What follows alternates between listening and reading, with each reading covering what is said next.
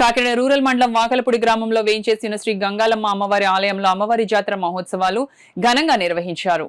ఆలయ వంశపార ధర్మకర్త ఉత్సవ కమిటీ చైర్మన్ గింజాల శ్రీనివాసరావు ఆధ్వర్యంలో శ్రీ గంగాలమ్మ అమ్మవారి జాతర మహోత్సవాలు ఘనంగా జరిగాయి. జాతర సందర్భంగా ఆలయంలో అమ్మవారికి ప్రత్యేక పూజలు, అభిషేకాలు శాస్త్రోక్తంగా జరిపించారు.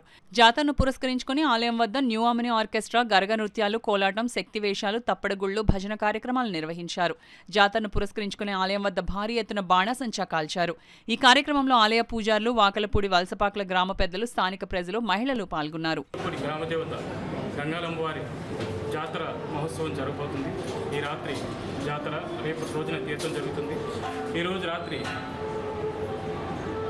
గరగనృత్యాలు, తప్పటిగుళ్ళు, అప్పనెత్తి సంబరాలు, కోల సంబరాలు, కోలాటం, శక్తి వేషాలు మొదలు కార్యక్రమంతో పాటు కూడా ప్రాయోజిత కార్యక్రమాలైన ఆర్కెస్ట్రా మరియు బుర్రకథ, వెరైటీ బుర్రకథ.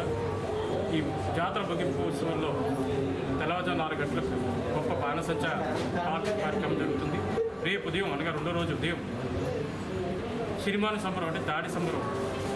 వలసపాకల వాకలపూడి ప్రజలందరూ కలిసి తమ భుజాలపై మూసుకుని ఊరేగింపుగా అమ్మవారి సన్నిధికి చేరుకుంటారు.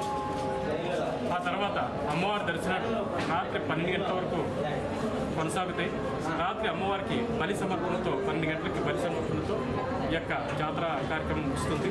తర్వాత 3వ రోజు ఆలయం తెరవబడుతుంది. ఈ సందర్భంగా అందరినీ మేము కోరుతున్నాం, అందరూ వచ్చి అమ్మవారి దర్శనం చేసుకుని అమ్మవారి దయకు పాత్రలు కాగలరు.